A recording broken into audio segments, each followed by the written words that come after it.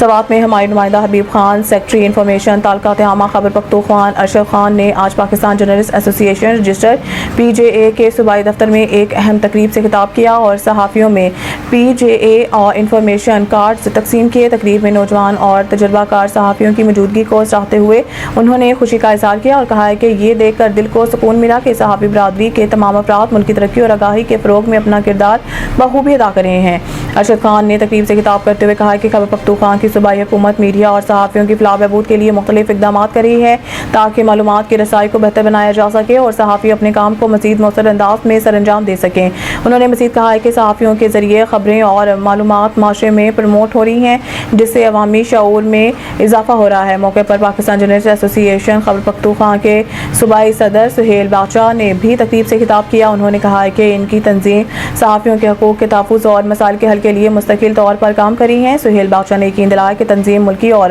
بین الاقوامی سطح پر صحافیوں کو ہر ممکن تعاون اور سپورٹ فراہم کرے گی تاکہ وہ آزادانہ اور مؤثر طریقے سے اپنے فرائض انجام دے سکیں۔